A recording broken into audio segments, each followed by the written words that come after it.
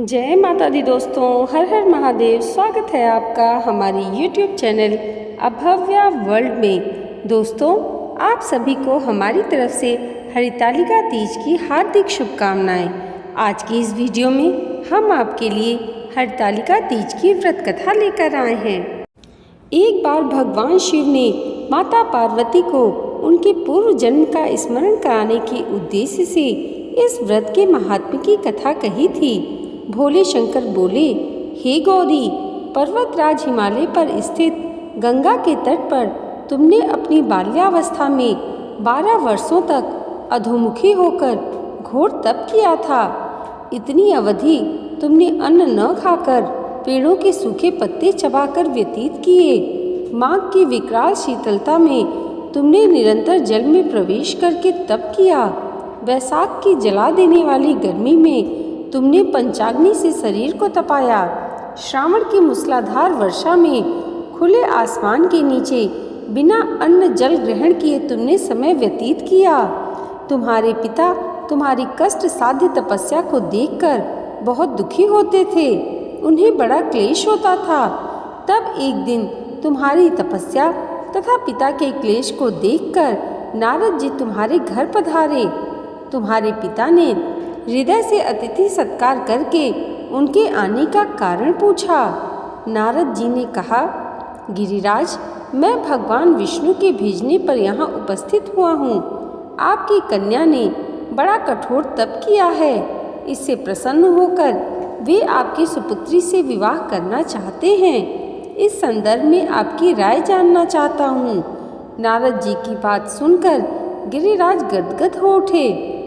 उनकी तो जैसे सारी चिंता ही दूर हो गई।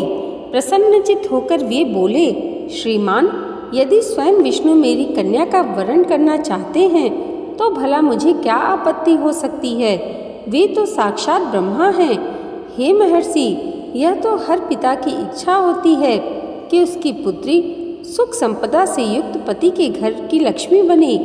पिता की सार्थकता इसी में है कि पति के घर जाकर उसकी पुत्री पिता के घर से अधिक सुखी रहे।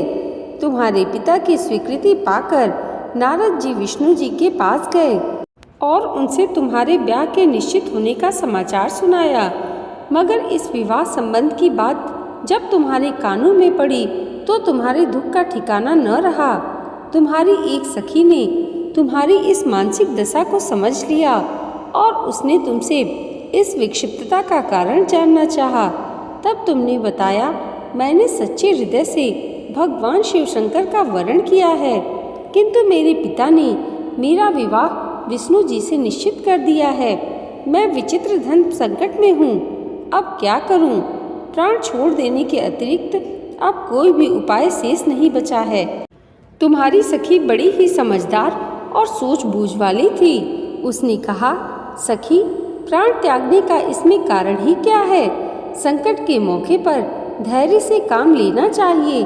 नारी के जीवन की सार्थकता इसी में है कि पति रूप में हृदय से जिसे एक बार स्वीकार कर लिया, जीवन पर्यंत उसी से निर्वाह करे।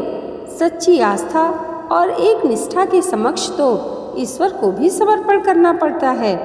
मैं तुम्हें घनघोर जंगल में ले चलती हूँ, जो साधना स्थली भी हो और जहाँ तुम्हारे पिता तुम्हें खोज भी ना पाए, वहाँ तुम साधना में लीन हो जाना। मुझे पूर्ण विश्वास है कि ईश्वर अवश्य ही तुम्हारी सहायता करेंगे। तुमने ऐसा ही किया। तुम्हारे पिता तुम्हें घर पर न पाकर बड़े दुखी तथा चिंतित हुए। वे सोचने लगे कि तुम जाने कहाँ चली गई। मैं भगवान विष्णु से उसका विवाह करने का प्रण कर चुका हूँ।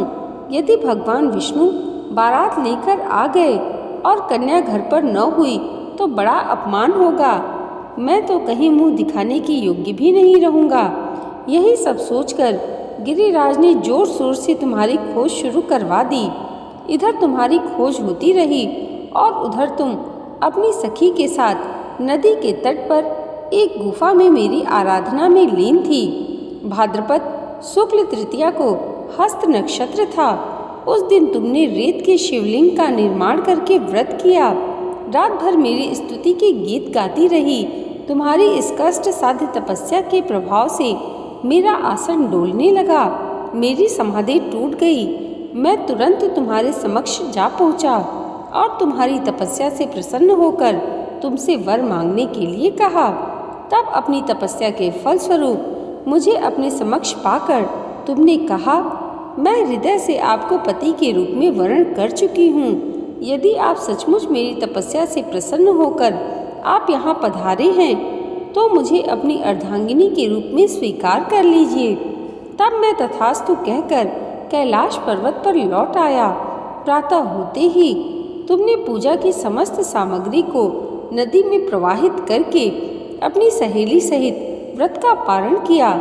उसी समय अपने मित्र बंधु व दरबारियों सहित गिरिराज तुम्हें खोजते खोजते वहां आ पहुँचे और तुम्हारी इस कष्ट साध्य तपस्या का कारण तथा उद्देश्य पूछा। उस समय तुम्हारी दशा को देखकर गिरिराज अत्यंत दुखी हुए और पीड़ा के कारण उनकी आंखों में आंसू उमड़ आए थे। तुमने उनके आंसू पोंछते हुए विनम्र स्वर में कहा, पिताजी, मैंने अपने जीवन का अधिकांश समय कठोर तपस्या में बिताया है। मेरी इस तपस्या का उद्देश्य केवल यही था कि मैं महादेव को पति के रूप में पाना चाहती थी। आज मैं अपनी तपस्या की कसौटी पर खरी उतर चुकी हूँ। आप क्योंकि विष्णु जी से मेरा विवाह करने का निर्णय ले चुके थे, इसलिए मैं अपनी आराध्य की खोज में घर छोड़कर चली आई। अब मैं आपके साथ इसी शर्त पर घर जाऊंगी कि आप मेरा विवाह विष्णु जी से न करके महादेव जी से करेंगे। गिरिराज मान गए और तुम्हें घर ले गए। कुछ समय के पश्चात शास्त्रोक्त विधि विधान पूर्वक उन्होंने हम दोनों को विवाह सूत्र में बांध दिया। हे पार्वती, भाद्रपद की शुक्ल तृतीया को तुमने मेरी आराधना करके जो व्रत किया था उसी के फलस्वरूप मेरा तुमसे विवाह हो सका है। इसका महत्व यह है कि मैं इस व्रत को करने वाली कुंवारियों को मनोवांछित फल देता हूँ। इसलिए सौभाग्य की इच्छा करने वाली प्रत्येक युवती को यह व्रत पूरी एक निष्ठा तथा आस्था से करना चाहिए। दोस्तों, हरतालिका तीज व्रत कथा की ये वीडियो अगर आपको अच्छी लगी हो तो कमेंट बॉक्स में हर हर महादेव और जय माता पार्वती ज़रूर लिखिएगा और इसे लाइक और हमारे चैनल पर पहली बार आए हैं तो सब्सक्राइब करना मत भूलिएगा। भगवान भोलेनाथ और माँ भगवती की कृपा आप सबके जीवन पर सदैव ऐसे ही बनी रहे, इसी मंगल कामना के साथ मिलते हैं अगली वीडियो में। तब तक के लिए जय माता दी, हर हर महादेव।